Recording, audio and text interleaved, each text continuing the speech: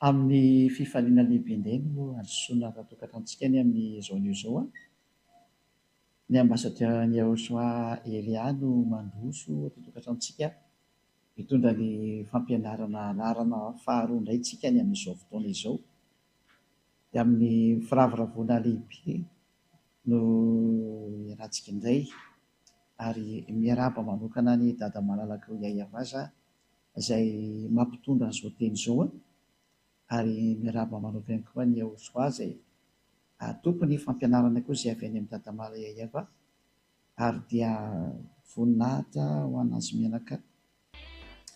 Dia mamerina ny fiarahabanantsika rehetra totokantrano tena koa ny ambasadaran'ny Yahosoa Elia no mandroso atokantrantsika indray ny amin'ny teny ety. Dia mamerina ny fiarahabana an'izay rehetra mbola tsy nahiny ihany koa izany a. Dia samota iny Yahosoa daholo. Narana faharoa ny fampianarantsika ny amin'izao anio izao ary mitondra ny lohateny hoe ny anaran'ny Yaya Va dia novain'ny olombelona hoe Allah. Noho izany Andriamanitra ny Silamo izay alaza ao any tsy malala na hoe Jehova ho any Andriamanitry ny protestanta ny dikan'izay ary hoe Yahvé ho any Andriamanitry ny katolika ny dikan'izay. Fa maninona moa izany izy io no novay? Izay zany ilay resatsika. Dia hatrany manome valiteny ary maverimbeloko ity valiteny ity hoe nanararoatra ny atezeran'ny dada Yahva ny olombelona satria rehefa nanota ireo zanak'Israely ireo dia nanararoatra an'ilay atezeran'ny dada Yahva izay nisy teo amin'ny zanak'Israely ny olombelona. Ina ny antony? Satria ny olombelona rehefa nahita hoe tezitra dada Yahva tamin'ny zanak'Israely izay nanota teo anatrehany dia nandray fanapa-kevitra dada Yahva hikapoka sy hamely ary hamono an' zareo ary hisaraka amin'ny tanteraka. Ary nanomboka teo dia tsy nisy nafantatra ny dada Yahva intsony ny zanak'Israely. Eny ny fahatrany amin'ny anarany aza tsy fantany. Ka rehefa tsy fantany moa ny anarany izany dia mazava ho azy fa tsisy mahay intsony. Ary rehefa tsisy nafantatra intsony ny olombelona dia nanomboka teo amin'izay dia namorona ny anarany amin'izay ny olombelona rehetrarehetra. Tao ny katolika romanina nanomboka namorona ny azy koa. Tao izany ny silamo namorona ny anazy koa. Silamo dia tena nisy namorona boky spesialy ho an'izareo mihitsy izy. Izay no nahatonga nanome an'ilay daty hoe raha ny fivavahana silamo angeika taty amin'ny taona plus 600 taoriana l'an 0 nefa ny bokin'ny Israelianina bokin'ny Jiosy dia efa tany amin'ny moins 1900 tany ho any zany. Chiffre approximative moa zany fa zany hoe milaza mahatrany any azy.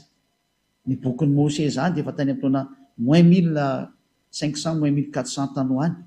Chiffre approximative daholo zany hoe daty manakaiky ny maro satria fa ela loatra izy dia tsy hita intsony tena hoe précis tena daty précise mihitsy. Ka eo amin'izay sary izay dia milaza amintsika mihitsy fa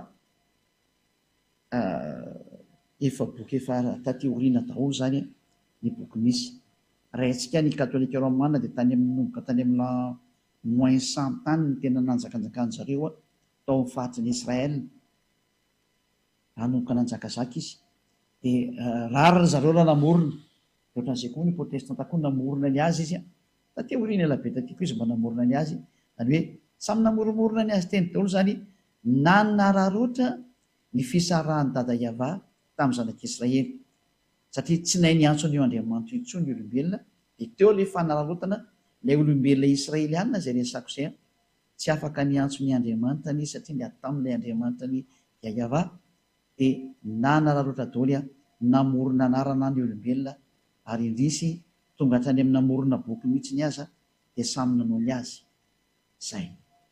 Ka ho azavaiko amintsika tokoa hoe tena nisy ve izany hoe tena tezitra marina ve tamin'ireto zanak'Israely dada malala Yahya Va ary vokatra an'izay atezerana izay dia nisaraka taminazy dada malala Yahya Va. Rehefa nisaraka taminazy dia lasa tsy fantatra intsony ilay anarana. Daholo jerevantsika ary ny soratra masina. jerevantsika ara ny soratra masina araka ny voalaza ao amin'ny tady afaka ampidintsika zany teknisiana sady manolotra manamboatra ihany nareo ao anatin'izany sary teta zany araka ny voalaza amin'ny bokyny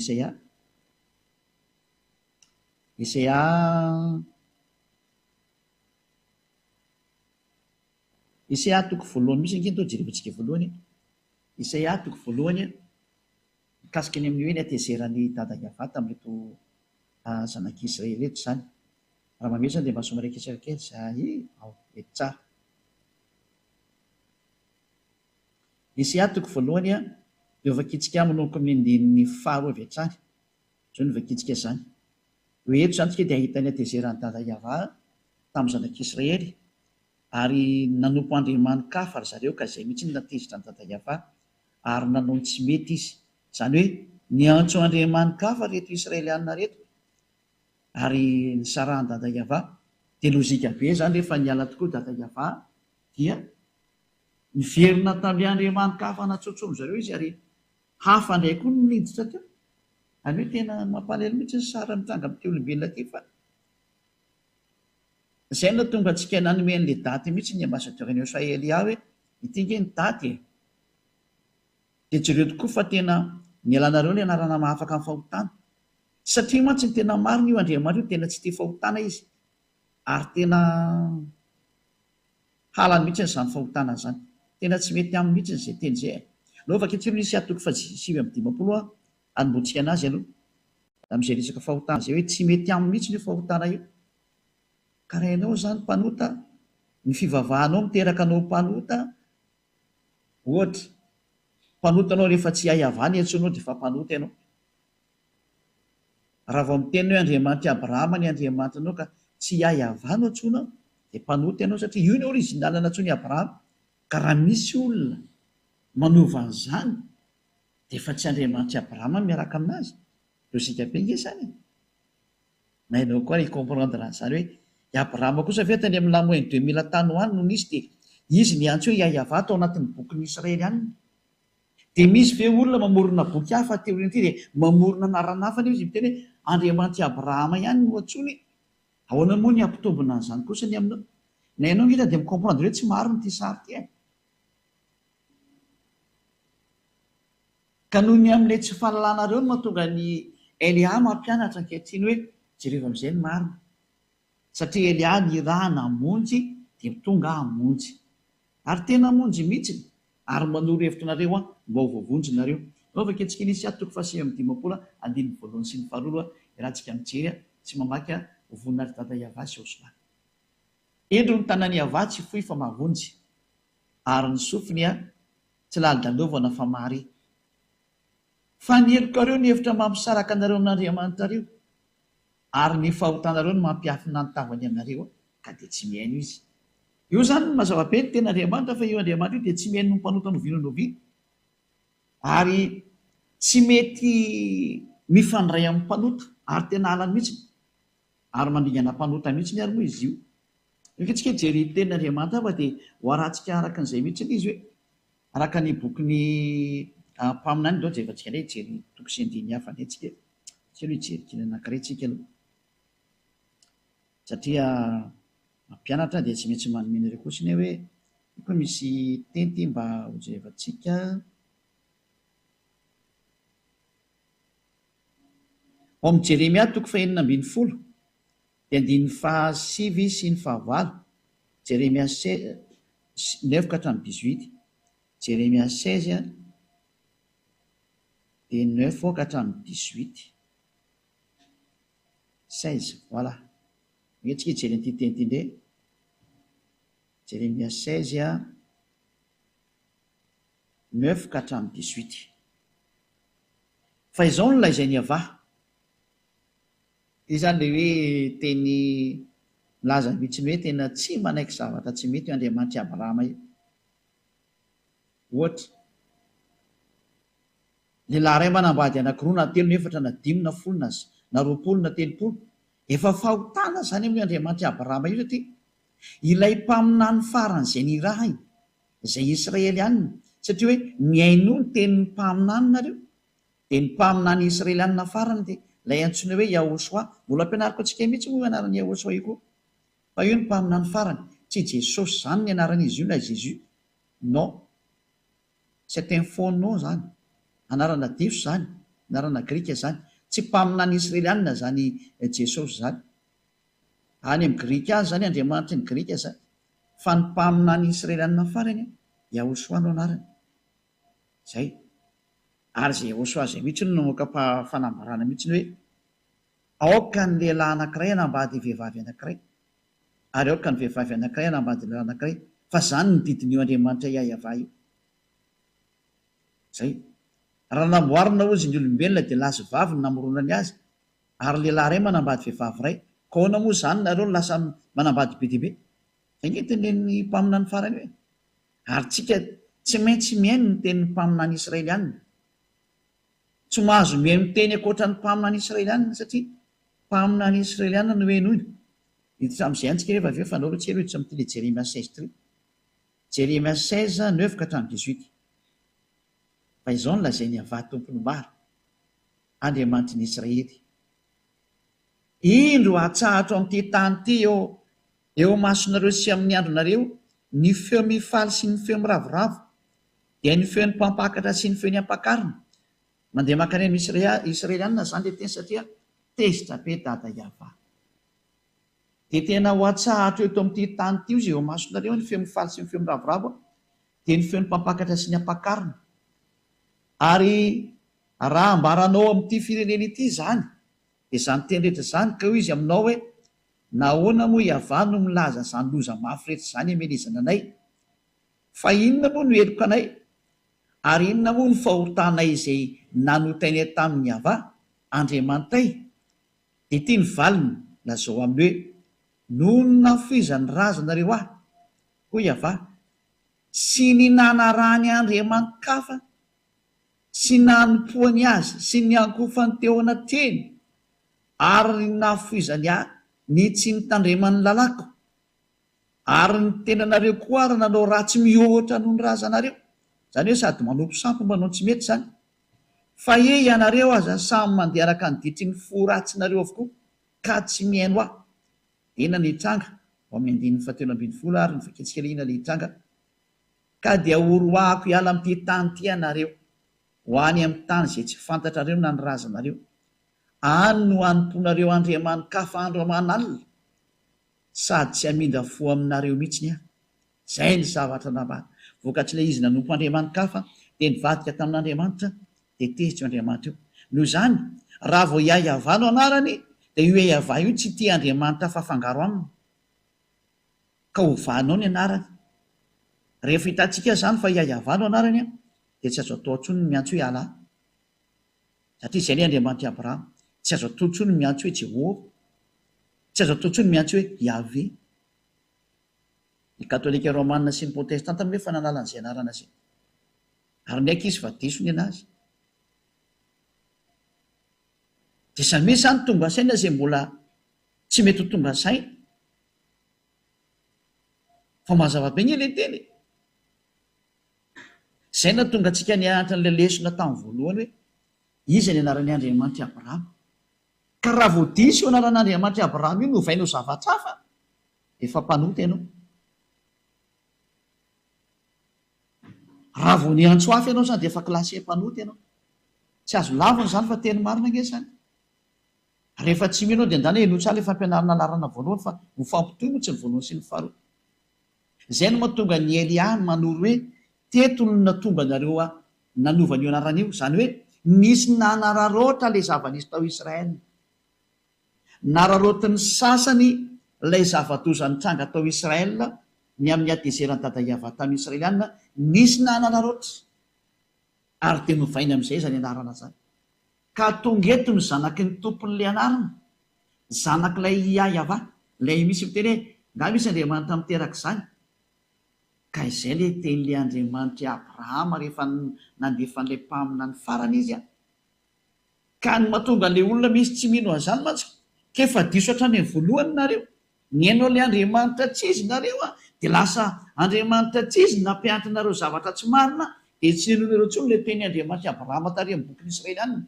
za zany mamerina foana hoe aleontsika miverina ny amin'ny bokyny israelianina foana am'izay satria any israelianina io andriamanitra io fa tsy any afa firenena andriamanitra ny israely raha vo hoe i abrahama dia israelianina ny tena mahay an'izay dia zareo i mose satria andriamanitra mose izy dia i mose manana ny bokyny atao hoe sefer torah efa nampianariko antsika koa ao anatin'ny sefer torah ny bokyny mose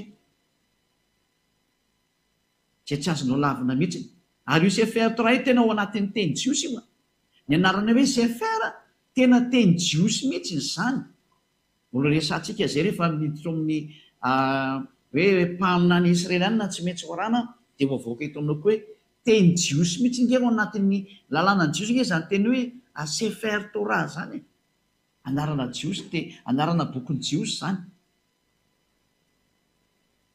eo mihitsymihitsy zany teny zany fa tsy hoe zany mamorimorona azy eto fa tena anarana fiantsoana amin'ny bokyny jiosy ny to hoe sefer zany ary ny mpanoratra dia sofer na zareo soferimna zany avelantsika amio zany fa tsy aloha dia mijery hoe ny fahotanao dia efa manomboka ny miantso andriamanitra tsy izy ianao rehefa tsy hayavana tsonao dia efa andriamanitra tsy izy iny dikan'izay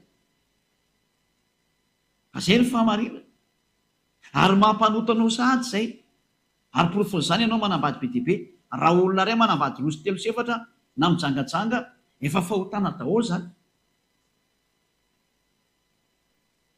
ny fanompon'andriamanitra tsy mitovy amin'ny hayavana ianarany dia efa fahotana zany satria voaporofo mihitsy ny tao amin'ny larana voalohany fa tena ianaran'io andriamanitra io dia ihayava ary tezitra izy raha voanovaina io anarana io tezitra mihitsiny izy ary ny saraka tamin'ny israelianina ary io fisarahana io mihitsiny a no nararotiny sasany amin'izay a reto olona tsy matahotra an'andriamanitra eto zay ino mahatonga amin'ny miteny aminareo olombelona amin'izao génération zao hoe raha nisinao tsy mety ny tany aloha tany aza manareo manaraka ny tsy mety manaraka aminazy raha misy nanao tsy mety ny tany aloha tany dia aza rahanao oka ianao tsy hipetraka ao amin'ny plasiny hoe rehefa fantatra fa tsy mety dia mbola rahana ihany aza manao an'izany tsotra fa andro ny fahalalana zao a aleontsika mihitsy ny fahalalana dia ny marina zay na tonga ny eliana ampianatra hoe iza le andriamanitra abrahama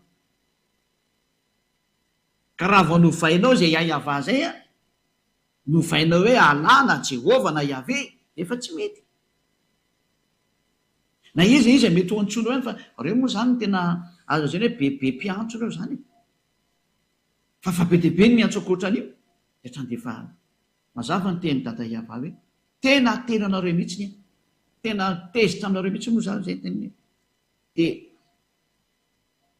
nojevatsika fa ianareo samy mandeha amin'izay araka ny diky ny fo ratsy ny rovokoa ka tsy mihaino anareo ka dia oroako hiala amin'ity tanytinareo ho any amin'ny tany zay tsy fantatra reo na ny razanareo ary any ho anymponareo andriamanikafa andro amanalina ary tsy hamindra fo aminareo aho tena dada iava mihitsy zany no teny hoe aminompo andriamanikafa amin'izay ny afaranareo io amin'izay forona amin'izay ny andriamanikafa be diaibe tsioko namoron'andriamanikafa amin'izay ny olona hoe anompo andriamanitra na ny israeliana raha tratrana izy koa dia jerentsika ny israeliana fa ny israeliana nge zao mino an'izany jehovah jesosy zany inono zareo ane zany eo dia andriamanitra ny grika be zao dia inono le israeliana samy manaonao foana dao zao ny olombelona rehetrarehetra eto ambony tany am'izao tsika miteny zao zay ny antony nandefasan'ny dada mariayava naniraka ny elia hoe andana avy reny ny olona itoditra satria ho avy ny loza aorinany elia dia loza matsiravina amin'ity taninareo ty ary efa mandeha zany loza zafatry hoe ho avy miara mandeha amin'izao elia mitory aminao zao mandeha zany loza mamelinareo zany ary ho tratra amin'izay nareo dia aza mitady solution fa manatona ny elia fa aty amin'ny elia ny lakle marina zay aty amiko aty ny lakle rehefa te vojery anao dia manatona ny elia mazavabe zany ndao ary avy toy-antsika koa indro avy ny andro iava zay tsy anaovana intsony hoe raha velona koa iava zay antona zanak'israely niakatra avy tany Egypta fa izao kosa raha velona koa iava onisy teo zay antona zanak'israely niakatra avy tany amin'ny tany avaratra sy avy tany amin'ny tany rehetra zay nandroany azy tena nivadika ny tantara zany zay antona zanak'israely niakatra avy tany amin'ny tany avaratra indray sy avy tany amin'ny tany rehetra fa ampidiko ho any amin'ny tany zay nomeko ny razany. Izany hoe oroahana ny zanak'Israely ny dikan'izay ary ho voaroaka ao amin'ny taniny izy ary lasany amin'ny avaratra any amin'ny rehetrarehetra manerana azy tontolo izao. Dia io tokoa ny zanak'Israely fa tena voaroaka tanteraka mihitsiny a. Tsy misy afaka mamaly an'izany izao tontolo izao fa tena voaroaka ny zanak'Israely.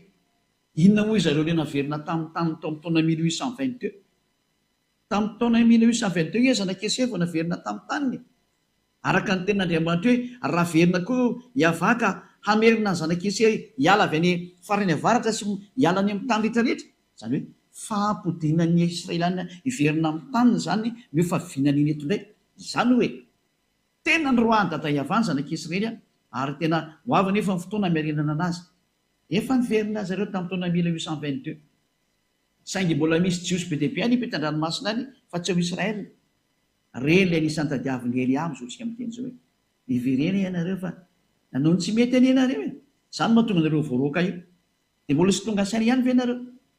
Ry Israely ihany, ry hafa firenena mba tonga saina daholo. Dia nitoizantsika ihany ilay teny fa sa moa dia tsy maintsy mananatra antsika foana. Izao fa ho ampidiko any amin'ny tany izay nomeko ny razana izy. Indro izao aniraka mpanovo maro hiava izay hamovo azy. Ary rehefa afaka izany dia aniraka mpihaza maro izay hihaza azy any antendrombohitra sy ny havoana rehetra ary ny antsefatsefaky ny aram-bato. Mpamovo moa zany izany hoe izany mpamovo izany ngamany hoe mpanenjika ve dikasa tsy haiko hoe teny gasy mpamovo zany. Zay. Zany hoe enjehako mihitsy nareo izy dada hiavary tsy amelako mihitsy ireo raha tsy potika. Fa ny masoko dia mijery ny aleny rehetra ka tsy miafina mitavako mihitsy zany.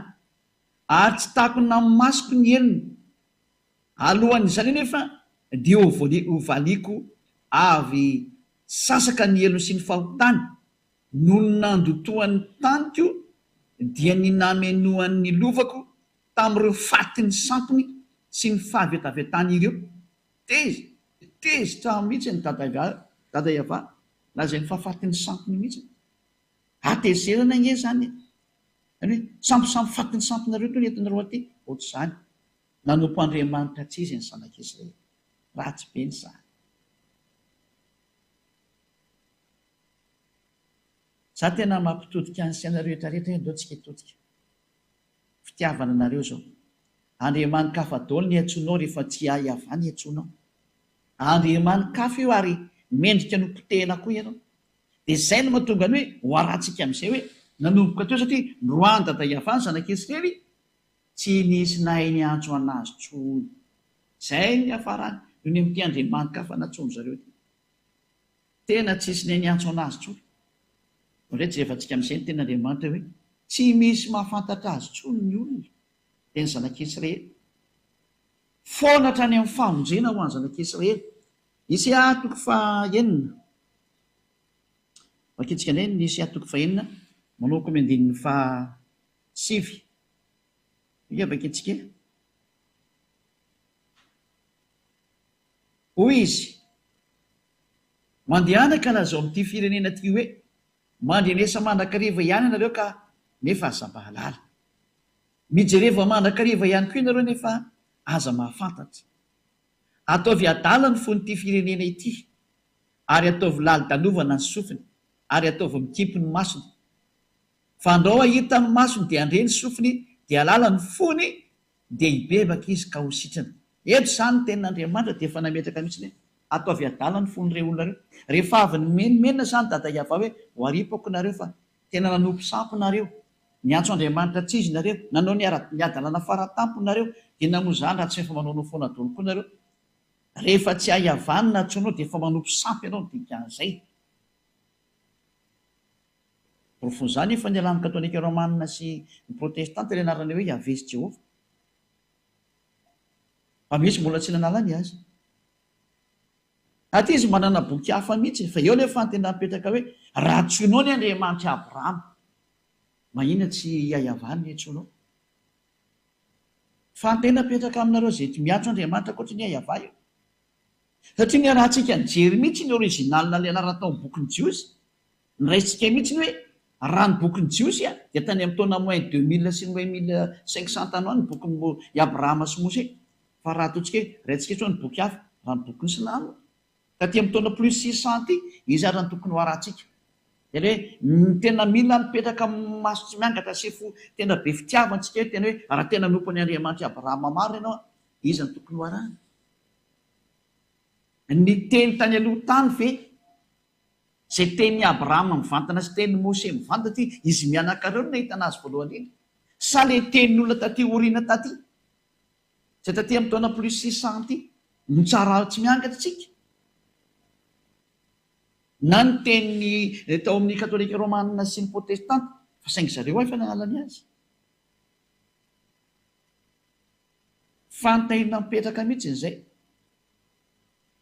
fa zay hoe tonga Elia hamonjy sy hanavitra, mbola tsy ndiko mafy aminao mihitsy izany teny izany hoe hamonjy sy hanavitra zany Elia zany, solo tenan'ilay Andriamanitra Abrahama Yahva ny raha namonjy ny olombelona, ampafantatry ny olombelona hoe tena ny adalana nataonao e, mbola anao adalana ihany ve ianao dia ho fay ohatra ny Israely ihany, fa tena ny faiziny io Yahva io tsy ny Israely ihany, ianao ve mitady famaizana ohatra nazo anazy. Fantahina petraka amina rehetra zay mandray azy manderana an'izao tontolo izao. Elia mametraka fantahina aminareo olombelona eto ambonin'ny tany dia eto amin'ity planeta terre nareo ty ianareo olombelona mbola sahanareo ve nanimbazimba an'io Andriamanitra Abrahama, fa fanazimbazimba anazy ny fanovana ny anarany. Raha Yahva ny entsomy Abrahama anazy azo ovaina tsoa izy fa manimbazimba ianao ro vovanao zany. Ary raha Yahva ny entsony Mose anazy mbola manimbazimba koa anao raha ovainao zany, satria mpaminany lehibe anankiroa ngery hoe niaraka tamin'ny Yahva. Ka ahoana moa anao ny anazimbazimba ny anarany io ovainao zavatra hafa ny izy dia amoronanao zavatra hafa mihitsy ny izy, tsy matahotra ve ianao? Aza miantso any Andriamanitra Abrahama anao rehefa zavatra hafa ny entsonao fa tsy mety tena tsy mety ary milaza aminao fa tena tsy mety fa ifandonana amin'izay ianao dia ianareo. Fa Andriamanitra Abrahama zany tsy azo sangina mihitsy zany, Andriamanitra zany ary tena izy zany, ka mamerina ny sainareo olombelona mihitsy ny hitodika any amin'ilay tena hoe mba jerevo amin'izay ny marina. Fa ny zanak'Israely izay niaraka taminy rehefa nandika ny teny sy naniotra anazy ary niantso Andriamanitra kafa hatrany dia tena nataony fay mihitsy. Hitantsika tsara fa tena voaroka anie zareo ary tena fay anie zareo lasa niparitaka manderan-tany ange zareo ary tena fay izy. Hitantsika tsara zao nanaovan'ny Hitler anazy tamin'ny taona ady lehibe nisy tany aloha tany ireo tamin'ny ady lehibe faharoa nga mitsaikina voalohany faharoa namonoany jios Hitler anazy iny tamin'ny ady lehibe faharoa. Zava-doza mihitsy anie, anjarantsika ny mieritreritra amin'izany sary rehetrarehetra zany hoe tsy mamela masana io Andriamanitra Abrahama io rehefa tena tezitra ary tena tezitra izy zao, satria ahoana moa ny anarany kosa raha natsony hoe Yahva tany aloha tany. Ary zareo ary rehefa mira dia manao hoe Alleluia, dia zany ihany anarany Yahva ny dikan'izay. Ahoana moa lasa miovana izy tokoa hoe lasa hoe Allah, lasa hoe Jehova, lasa hoe Yahvé, ahoana moa natao an'izany kosa izy, tena tsy mety kosa ilay zany.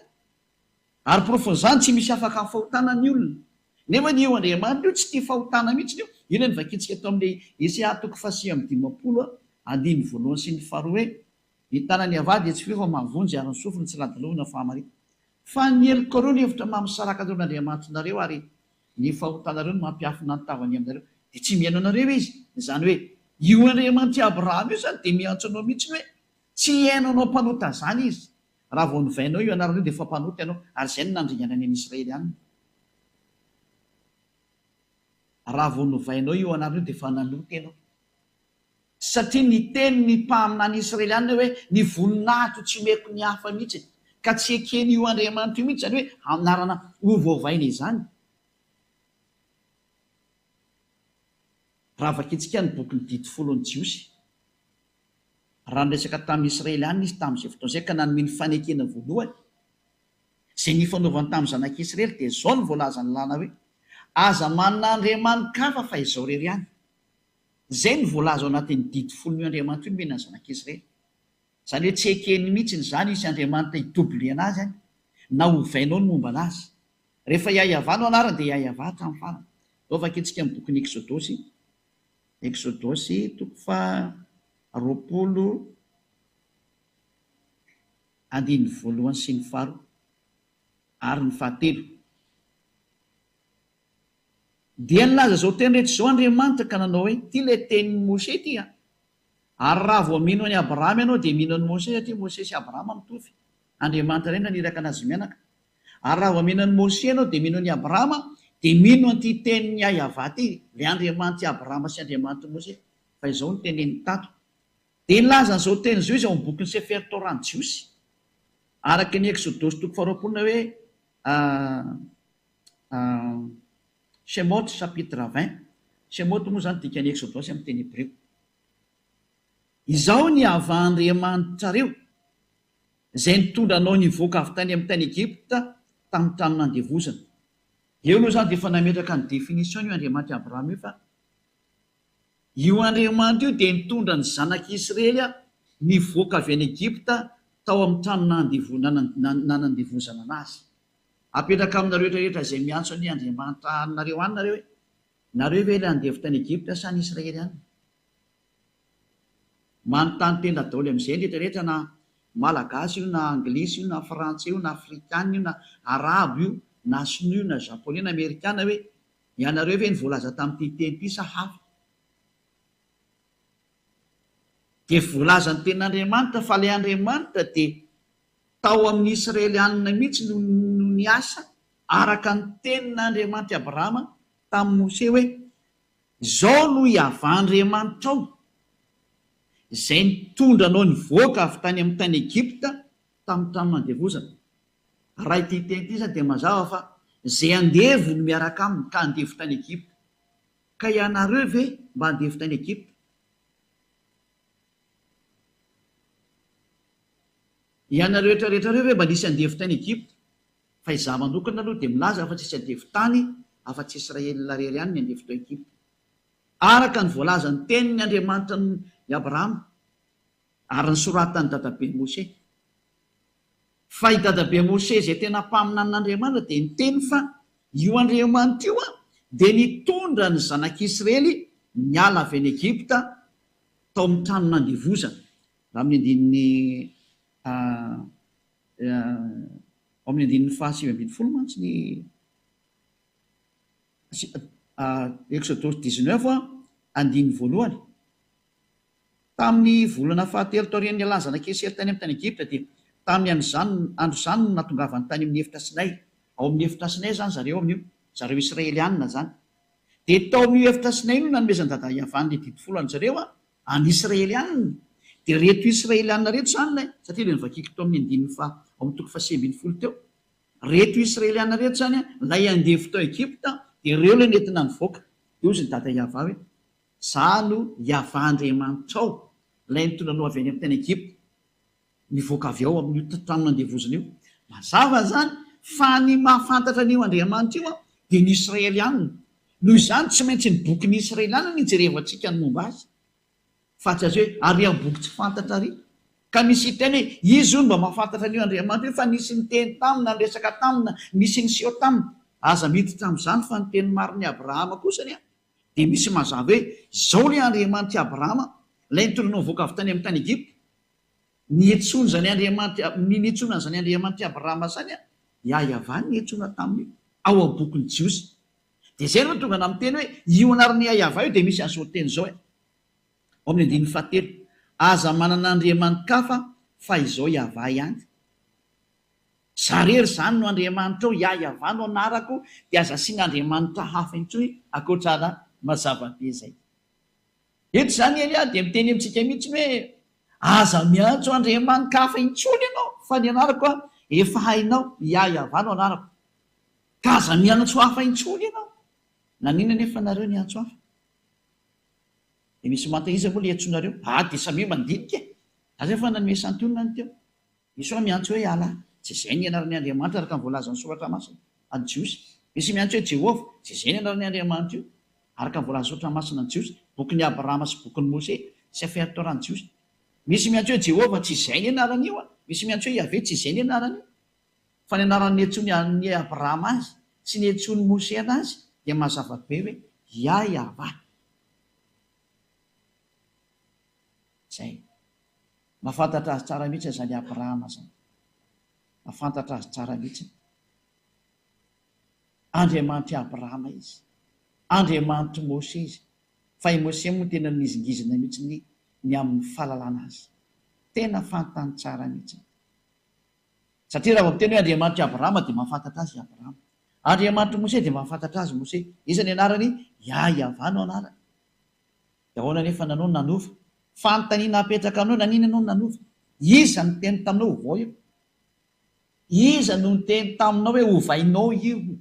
Fanontaniana apetraka aminao rehetrarehetra mihitsy izay. Fa tsy moramora mio Andriamanitra Abrahama izao zavatra nataonao zao. Satria efa teny izy hoe aza manan'Andriamanitra hafa fa izarery any. Ary namafisina izany tamin'ny boky mpaminany, araka ny tenin'ny mpaminany, ary boky nisy afaka itsika miaraka indray boky nisy ahy. Dia manasanao foana miantso anao manaraka an'ilay teny Isaiah 48:11.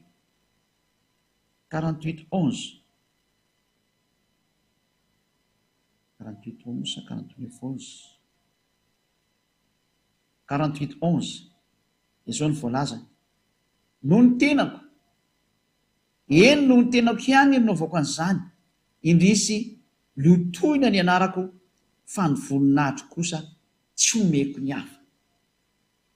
Tena lotoina mihitsy ny naran'ny dada Yahvá, lasa novainareo. Raha Yahvá ny tokony hiantsona azy, mandiny teny nareo nanina ny novainareo anarana io, fa efa navy aiza, iza nanomenareo an'io? Valy teny menanao a ny adverseran'io Andriamanitra Abrahama io nanomenareo an'io. Ilay natonga ny dada Yahvá tezitra foana hatramin'izay.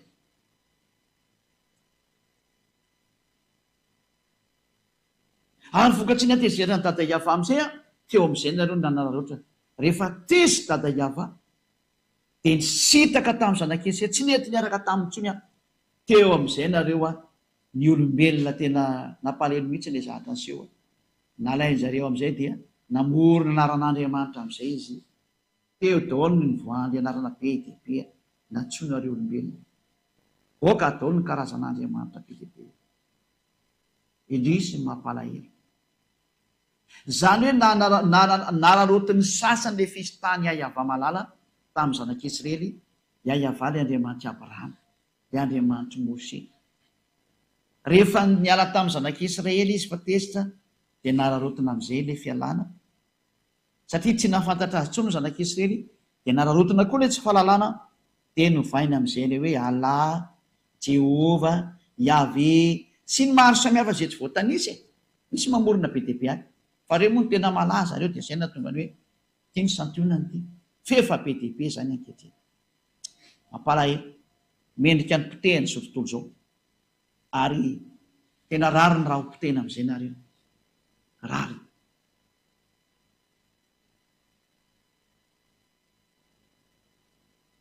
Izany hoe efa iza moa zany mianatra amin'ny teniteny takan'ity. Ity natao hoe zandry ny Yahosoa, ilay iraka ny Yahvá, ilay misolo tenina n'ilay Andriamanitra Abrahama, Yahvá no anarany. Ilay nambaninareo sy nataonareo tsinitsininy, ty izy ty. Tsy matinareo zany anarana zany. Olombelona ihany nareo ka mipetratra.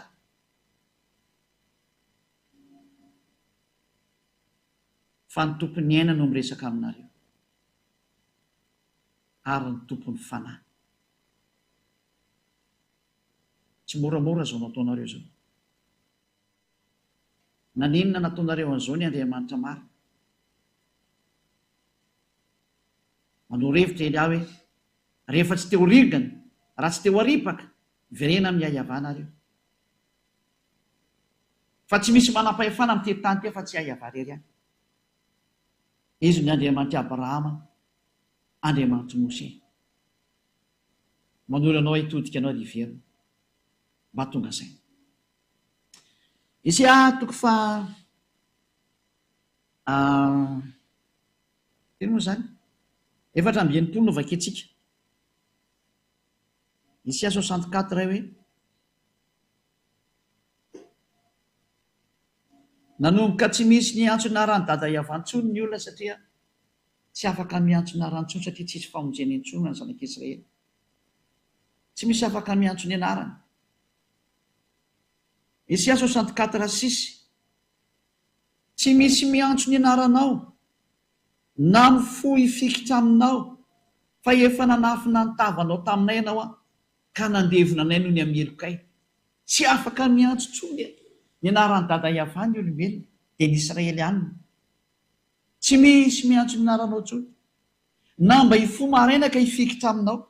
Ino ny antony? Nafeny dada Iavany tavany ka tsisy afaka miantso azy, tsisy afaka miresaka aminy.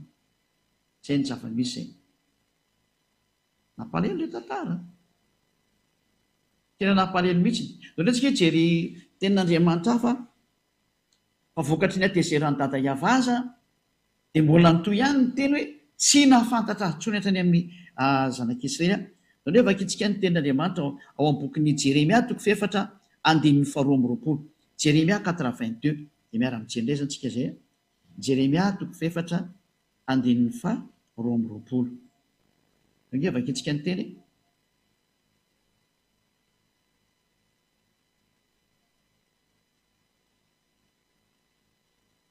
Jeremia 4:22. Fa adala ny oloko, izao tsy mba fantany, tsy fantany tsony dada Iavany. Zaza tsy misy saina izy, tena tsy misy saina intsony. Very zany ny fahalalana ny dada Iavany, sady tsy manam-pahalalana. Raha ny anao ratsy dia endry izy, fa raha ny anao soa kosa tsy fantany tsony. Mazava zany ny teny eto fa tena tsy mahafantatra ny dada Iavany tsony ny zanak'Israely. Teo ilay nararotina amin'izay. Ary ny zava-doza aza, raha sendra misy miantso ny anarany dada Iavany dia ny tenenina hoe aza miantso an'izany tsony fa so maty eto ny hafarany. Maty mihitsy ny hafarany. Raha vakitsika ny bokin'ny Amosa 4:9 angamba nisy enao vakitsika izay. Amosa 4:9 vakitsika kely amin'arany Aosoa. Amosa izay misy an'izany Amosa zany. 4:9 dia manomboka amin'ny 7. Hoe teto no nahatonga ny olona nanararoatra nanovany eo amin'izay dia ny olona tsy matahotra ny eo Andriamanitra Abrahamy mihitsy. Amosa 4:9 ka hatrany amin'ny 10. Ary raha misy folona sisa ho an-trano iray dia samy ho faty ireo. Io zany le ozina hoe ho ataoko maty mihitsy nareo androany, ho enjehako mihitsy ireo sy dada Iavany, vonoko nareo. Ary ny havan'izay matina izay mandevona azy dia ambetany faty ka dia tondra azy hiala ao an-trano. Hoe avoaka zany le faty zany satria maty ireo. Dia hiteny amin'izay ao anaty trano hoe mbola misy ihany va ato aminao, zany hoe mbola misy olona maty ihany ve ao. Dia hoy izy hoe tapitra, dia ho valiana hoe manginona re fa tsy tokony ho tonoina ny anaran'ny Iavany. Hoe aza tonoina ny anaran'ny Iavany fa raha vao tonoina io dia maty eo indray tsika. Zany hoe tena tsy misy fahefana iantso ny anarana tsony fa tena lasa danger de mort no miantso anazy. Raha ho an'ny zanak'Israely nanomboka teo ny Israelianina ilay tsy nahafantatra azy tsony ary tsy nahalalana azy tsony. Ary tamin'izany fotoan'izany tokoa dada Iavany no nanao ny lehilahy amin'asa hoe ny oloko hafantatra ny anarako dia izay hitenenako hoe ity aho. Satria ny Israelianina efa tsy afaka fantatra intsony noho ny amiatezerany dada Iavany dia nipoteny mihitsy ny fahalalana azy ka vita ny dada Iavany hatrany amin'ny naniraka Nebokadnezara hanapotika ny tempoly izay misy azy. Vita ny hatrany amin'ny fanapotenana ny tempoly noho ny amiatezera. Ka rehefa tsy teo potika ohatra nanjony Israelianina, petra tsara ianao. Aza miseho anao mahery ianao no miseho matanjaka ianao fa tsy matanjaka zany ianao. Olona ihany ianao fa tady tio ary lehibe ilay mibaiko ny sainao. Fa ny foroniny ianao Iavany namorona anao. Ilay dada malalako, dada ny Elia zany. Ilay naniraka ny Eliako. Dada izy ve Andriamanitra ve tsy atao dadako anao. Dady fanajana anazy zany. Ary marina zany. Zay ny zavatra misy zay. Ka inona ny sary mipetraka zany amin'izao tsika miteny izao. Fa raha ny sary mipetraka dia hoe rehefa tsy afaka niantso ny Andriamanitra intsony ny zanak'Israely ary tena tafasaraka tamin'ny dada Iava araka ny teny hoe indro ny tanany avatsy fifa mavonjy ary ny sofiny tsy ladalovana fa mary fa ny eloko areo no hevitra mampisaraka anareo ny Andriamanitrareo ary ny fahotanareo no mampiafina ny tavany aminareo ka tsy miaino izy. Izay teny izay dia porofo mitohaka amin'ny tendantsika fa tsy mety miaino ny mpanota io Andriamanitra io. Zany hoe raha vao novainao io anarana io efa mpanota ianao ary tsisy Andriamanitra miainanao zany io. Tsy miainanao zany io Andriamanitra Abrahama io, reraka ao fotsiny ny antsomatso tabataba anao zo fihetsiketsena maketsimaka io fa tsy miainanao zany io Andriamanitra Abrahama io zany. La ny andro io fotsiny ianao. Fa raha Andriamanitra tsy izy dia miaino anao. Fa nazavaiko hoe ary io nge natezitra ny dada Iava. Io no natezitra anazy. Ny fiantsoan'Andriamanitra tsy izy natonga ny atezelany. Dia zao nefa samy miantso Andriamanitra tsy izy daholo nareo nefa manome Andriamanitra Abrahama. Aza manontona le Andriamanitra Abrahama na Andriamanitra Mose rehefa tsy teny hoe Iava le anarana fa tsy izy daholo ny ankoatran'izay. Tsy izy. Kategorika mihitsy ny Eliam teny fa tsy izy. Ary rehefa tsy izy dia tsy izy. Ianao mila mieritreritra sy mandinika amin'izay manaraka amin'ny marina fa tsy ianao no mbola iziriziry amin'ny zavatra tsy mety ataonao. Samy tonga sainy. Fanavotana fanahy ty fa tompony fanangy io Iava io e. Ary izy nilaza fa ny fanahy izay manotra dia ho faty. Rehefa teo faty izany ny fanahinao mipetraha ihany amin'io anarana tsy izy io ianao. Ezekiel 7:20-24 hoe ny fanahy izay manota, izany ny fanahy izay mbola miantso Andriamanitra tsy izy dia ho faty. Ary rehefa natoroka anao ny antony tonga ny anarana nipotra rehefa nanomboka tezitra io dada Iava io dia niovana izy indao ilay jevantsika koa ilay hoe ny fanahy izay manota no faty dia ny anankiray ilay hoe ny rano mihitsy Nebokadnezara nandoro ny tempolony. Mampatsifika anazy teknisiana na somary adiniky kely zany izay sarge. Dao tsy aloha jery an'ilay Ezekiel 18:4 zany no vakitsika voalohany.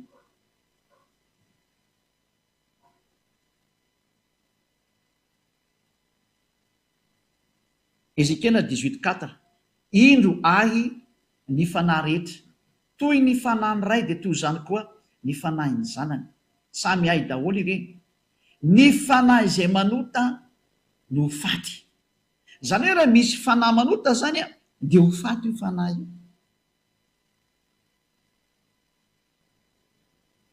Ka fahotana ny natezitra n'Andriamanitra tamin'ny zanak'Israely ny fahotan'ireo zanak'Israely nanompo Andriamanitra tsy izy, niantso Andriamanitra hafa. Tany dia fatezerana, potika, fampitehana. Rehefa tsy teo potika ianao fa andro farany zao, velamy Andriamanitra tsy izy. Niverenina amin'ilay Andriamanitra Abrahama antsoina amin'ny anarana hoe Iava. Niverena amin'ny Andriamanitra ny Mose ilay antsoina amin'ny anarana hoe Iava. Fa ray ihany ny Andriamanitra izy mianakary.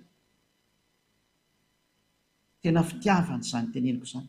Fitiavana ny te-hamonjy anao satria manino?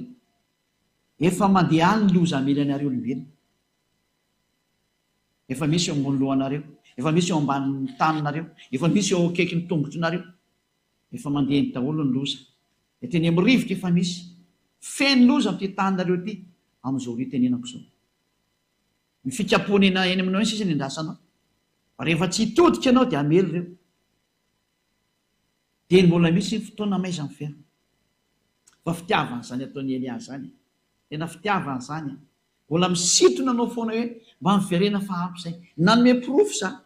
Nomeko mihitsy hoe ity daholo ny faotin'ilay izy. Tatony na voanareo.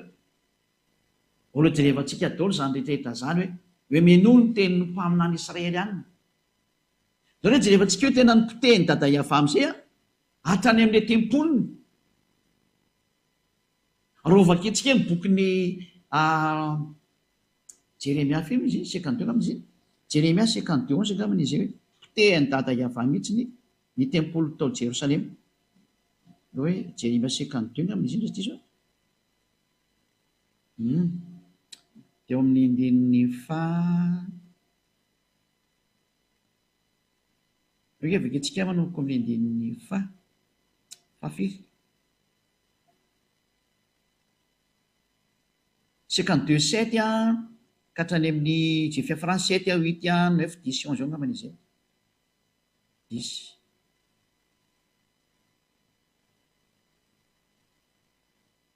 ovakitsika andidiantsika eo ny afaran'izy zay. Ary nisy voabanga ny tanàna dia nandositra alina ary ny miaramila rehetra ka niala tao an-tanàna tamin'ny lalana mankany amin'ny vavahady tany elanelan'ny mandaroa izay eo anilan'ny sany mpanjaka, fa ny kaldianina no manodidina ny tanàna ka nandeha tamin'ny lalana mankeny amin'ny tany ay. Ary ny miaramila ny kaldianina nenjika ny mpanjaka ka natratra ny Zedeka teny amin'ny tany ay, ary Jeriko dia niparika nandao azy ny miaramila ny rehetra. Ary voasambotra ny mpanjaka ka nentina niakatra ho an'ny Babilôna, ho any amin'ny mpanjakan'ny Babilôna tao Ribla any amin'ny tany Amata, ka dia notsaraina tao izy. Ary ny mpanjakan'ny Babilôna namono ny zanakalany Zedeka teo mason-drainy, ary ny mpanapaka anjodrina koa dia nivonoany tao Ribla. Ary nompitsiry ny mason'ny Zedeka dia nafatotry ny mpanjaka tamin'ny gadra varana izy sy ny maro samihafa. Io zany hoe nivonoany zareo esa moa le hoe amin'ny 720 roa-mbin'ny folo notoizatsika. Ary tamin'ny andro fahafolo tamin'ny volana fahadimy tamin'ny taona fahasivy-ambin'ny-folo nanjakany Nebokadnezara mpanjakan'ny Babilôna dia tonga tany Jerosalema Nebosaradana lehibe ny mpiambina mpanompon'ny mpanjakan'ny Babilôna 720 ka nandoro ny tranony Ava sy ny tranony mpanjaka mba amin'ny trano rehetra tany Jerosalema, dia ny trano lehibe rehetra dia nodorana tamin'ny hafa avokoa zay, satria dada Iava mihitsy naneraka anazy hoe ndany nadoro. Rehefa tehitra zany hoe dada Iava io dia tonga amin'izany sary zany, ary miomana ny dikan'izay. Io ny proof fa nitapahany mihitsy ny fifandraisana tamin'ny zanak'Israely, naseny dorany Nebokadnezara mpanjaka mihitsy izy. Zay le nikatra amin'ny Jeremia 5:20 noinge vijalivantsika izy teny zay. Jeremia 5:20 hoendry Nebokadnezara mpanompo. Manao koa mindininy fahavalo. Koa izao no lazainy Iava tompony maro noho ny tsy inonareo ny teniko ry Israelianina, satria Israeliana io resany io, dia indro ampanalaiko ny firenena rehetra any avaratra sy Nebokadnezara mpanjakan'ny Babilôna mpanompoko. Lazainy fa mpanompony mihitsy nefa zata sady olona mpanompo sampy io ny tena biby be mihitsy. Hoy Iava, ary hoentiko amely an'ity tany ity izy sy ny mponeto mba amin'reto firenena manodidina rehetrareto, ka aringako tokoa ireo ka ataoko figagana sy zavatra mampisitrisitra sady rava mandrakizay. Ary dia atsahatra eo ny feo mifaly sy ny feo miravoravo sy ny maro samihafa zany. Eo zany hoe nasainy dada Iava nobataina avy any mihitsy Nebokadnezara hoe asio io dia poteo ireo Israelianina reo, dia poteny Israelianina tokoa ary poteonareo Babilônianina io Israelianina io. Dia tonga tokoa izy moa i Nebokadnezara mpanjaka dia nanapotika ny tanànan'ny Israelianina, dia nidoro rehetra any amin'ny tranony Iava mihitsy ny nidorany. Navelan'ny dada Iava nidorana amin'izay hoe doro io fa tsy araka amin'ireo intsony zay. Zany rehefa teritra io dada Iava io. Ianao ve tsy tonga saina amin'izany hoe ianao efa fantatra hoe nana fa ia Iava ary ianao efa mpanota, mpanao ratsy. Ny atao amin'ny Elia tsy misy olona manao ratsy intsony miaraka amin'ny Elia zany, fa olona parfait. Ary efa manarivony zany olona parfait zany zay miaraka amin'ny Elia, amanarivony. Ary efa be dia be nefa maniry teo tonga amin'izany. Zany ny etsokonao hoe ianao hoe mbola te hiady amin'ny Andriamanitra Abrahama ihany, mbola te hiantsy ady aminy nefa voapolofo aminao fa tsy izy anie io ohatronao io.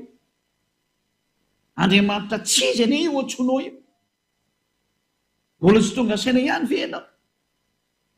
Anjaranao ny mieritreritra, fais ton choix. Na ianao hiady amin'ny Andriamanitra Abrahama io dia tsy izy ihany no ataonao ary. Na ianao tonga saina dia hiverina, dia verena miaraka amin'ny Elia. Andao hiaraka amin'ny Elia amin'izay ianao. Elia ilay nendasan'ny Israely. Fa zany Elia zany mpanala olona amin'ny fahotana, mitondra olona ho tsy mpanota intsony ary mitondra olona ho lasa parfait tahaka ny Elia parfait. Atsony ianao hitodika rehefa any amin'ny dada Maria Iava, Andriamanitra Abrahama, Andriamanitra Mose. Reo zany le teny nomeko anao reo hoe tanteraka ny teny fa rehefa tezy dada Iava tena nypiteny ny fiarahana aminy. Ary teo nararotina amin'izay satria efa tsy misy tsony ny tempoly dia tsy afaka miantso an'le anarana tsony. Lozika be zany. Ko tao amin'ny tempoly ny etsono an'io anaran'io dia lozika ny tsy fahalalana anazy. Lozika ny tsy fahalalana anazy. Dia novain'ny olona amin'izay ilay izy satria io tantara io tany amin'ny taona moins 500 tany ho any io tantara natongavany Nebokadnezara io. Tao moins 590 teo dia nanomboka ny déportation ny zanak'Israely, zany hoe natao sesitany esclave. Dia nitoy nandeha tao amin'ny zareo Medianina, Persianina, niditra ilay koa ireny, dia niditra ny Grika, niditra ny Romanina, ary taty aorindrinan'ny Romanina niditra ny Arabo. Ary teo na tonga ny famoronana ny anarana ihany koa satria hoe rava ny anarana dia namorona koa ny Arabo. Namorona ny anarany hoe Allah izy. Tahaka ny katolika Romanina namorona hoe Yahvé, tahaka ny protestanta namorona hoe Jehova, samy ara namorona. Ary ny forona dao naran'Andriamanitra be dia be rehetra izay efa tsy haintsika intsony misy ny amin'ity tany ity. Samy nanao daholo rehetra rehetra. Izay natonga nanana profeta ity ilay marina, miverena amin'ny marina daholo. Miverena ao amin'ilay marina daholo fa ampy izay tsy marina nataonareo izay. Ary lazaiko anareo fa tena fitiavana zao. Fitiavana ny hamonjy olona, hanavitra olona, hamerina anareo any amin'ilay tena nahary tongotra aman-tananareo fa ny mpanota izay voalaza fa mpanotana dia tena ho faty ho any amin'ny elongena, ho any amin'ny l'enfer, l'étang du feu, ho any amin'ny afo mirehetra mandrakizay fa mbola io Andriamanitra Abrahama io no teny izay hoe ho alefako any ny mpanota. Izy mihitsy no teny izay tamin'ny alalan'ilay mpamina ny farany hoe Yahoshua no anarany. Jerevantsika io histoiran'ny mpamina ny farany io. Ary aza miteny ary iza moa ianao io? Ho fantatreo ihany ny tantarako, faharoa fotsiny teniko, fa mamonjy ianao zao tiako atongavana izao. Soa ho anao zao, iza ny tsy maniry ho afaka amin'ny fahotana. Jereo izay niaraka taminao na afaka anao tamin'ny fahotana, ove tsy mbola mangalatry ihany ianao, ove tsy mbola miteny ratsy ihany ianao miaraka amin'izay tomponao hatramin'izay, ove tsy mbola mijangajanga ihany ianao. Jangajanga ianao io manambady be dia be io, jangajanga ianao. C'est de l'adultère. Fijangajangana zany. Raha nanamboatra ny olombelona Andriamanitra dia lasa vavy nanamboarana anazy. Ary ny tantaran'ny Abrahama dia milaza mihitsy fa hiady masaiva ny razamben'ny olombelona. Vady izy ireo. Ray ny vadin'ny Adama dia Eva, ary ray ny vadin'ny Eva dia Adama. Ko mahina tsy miverina amin'io nareo. Raha tena Andriamanitra Abrahama no Andriamanitra nareo lasa vavy namorony anazy dia lehilahy ray manambady vehivavy ray. Ary zay no original zay. Fa niditra ny fonareo no mahatonga anareo manambady be dia be io. Olona maditra zany. Mpijangajanga zany. Mpangalatra mpijangajanga, ny mpanao ratsy mpijangajanga. Rehefa novaina ilay anarana dia efa mpanota zany. Ary ny mpanota ho vonon'Andriamanitra i Abrahama. Io Andriamanitra Abrahama io mihitsy ny hamono anao. Tena miteny anareo mihitsy nefa fitiavana ho azo. Tsy misangy io Andriamanitra Abrahama io. Izy no Andriamanitra. Verina amin'ny daholo izay rehetra miantso anazy. Iaiavano anarany. Ary tsy manota intsony izay miantso an'io Andriamanitra io tahaka ny Elia. Tsy izay rehetra efa niaraka tamin'ny Elia. Satria izay miaraka amin'ny Elia, izay no anarany hoe Elia. Iaiavano ny mpaniraka azy. Dikany El dia Andriamanitra, solo tena ny Andriamanitra Ia mandehandeha ny atao hoe Elia. Raha zavy za manavitra ny rehetra rehetra io. Izao tontolo izao nge zao avotako zao engane mba isan'ilay kilasy ny teo vovonjy ianao. Engane konista ao anatin'ilay kilasy ny teo afika ianao. Fa ity ny famonjena anao zao teniko zao. Maiza ianao mitodika. Zao anaraka ny Elia. Anaraka ny dada Maria Iava. Satria Elia nitondra anao any. Ho afika ianao rehefa manaiky an'izao famonjena zao. Jereo ny rehefa miaraka amin'ny Elia. Fa manarivo nene. Njaranao mba miditra koa. Mavonjeko koa ny fananao. Fa ny fanampanota, ny atao hoe mpanota, dia ny olana novan'io anaran'Andriamanitra io dia efa mpanota ianao. Fa mpanota ianao zay. Ny mpijangajanga, mpanota ianao zay. Manambady be dia be, mpanota ianao zay. Mpiteny ratsy, mpanota ianao zay. Mpisoloky, mpanota ianao zay. Mpamono olona ianao, mpanota ianao zay. Mamosavy olona ianao, manota ianao zay. manao zay animba olona ianao, mpanoty ianao zay. Andriamanitra mampanoty miaraka amin'io fa mahatonga saina. Fa ny Andriamanitra Abrahama kosa ny tsy tia fahotana, ary mahakala amin'ny mpanota mihitsy izy vao nivakitsika teo. Zay ny fiafarany teliko mazava tsara aminao, porofoko aminao fa fitiavana zany. Ny Andriamanitra Abrahama zany tsy fisangy zany. Aza misangy an'izany ianao sy anao sahirana. Olombelona ianao ka mipetra tsara, fa tsy fisangy zany Andriamanitra Abrahama zany. Izy tena be fitiavana fa tsy azo rarotina. Ny fampianarana antsika manaraka indray hoe ahoana mihitsy ny tenin'ny Mose indray mikasika ny amin'ny mpaminany. Mpaminany izy ny tokony ho arahana sy fienoana teny. Izay no jerevantsika indray amin'ny manaraka zay. Fa eto antsika dia mahita mihitsy hoe efa tsy mety intsony ilay izy. Tena efa diso be ny Andriamanitra anao. Porofon'izany ianao mpanota io. Porofon'izany ianao tsy mety tanteraka io. Fa ny olona izay miaraka amin'io Andriamanitra io, izay no tonga nazo namonjy ianao, mo tonga tanteraka ianao. Fa io Andriamanitra io mihitsy tsy tia olona maloto, tsy tia olona mpanota. Vao nivakitsika teo izy, waringana ianao rehefa mpanota ianao dia waringana ianao. Ary rehefa tsy mbola ringana ianao amin'izao dia watsipy ianao rehefa maty any amin'ny farimy rehetra avy, any amin'ilay feu éternel, mamono ianao tsaki-janona. Zany ny toerana famonoana amin'ny fanahy. Izay no misy angaha zany, ka izay ny tenin'ny mpaminany farany. Tenin'ny mpaminany farany taona izany meko anao zany. Yahoshua ilay mpaminany farany. Mpaminany Israelianina, araka ny tenin'ny dada Yahva hoe mpaminany Israelianina no henonao ary ho arahanao. Izay ny amarantsika anazy. Deutéronomia 18:15. Deutéronomia 18:15. Mpaminany Israelianina no henonao anatin'ny Sefer Torah Jiosy zany. Fakitsikesa dia amarantsika anazy. Izay no jerevantsika indray manaraka hoe raha ny lalàna zany dia tsy maintsy ato amin'ny Israeliana eto ihany ny azo rana ny teny. Zareo Israeliana ihany tsy maintsy henona teny fa ny ankoatra izay dia tsy mahazo.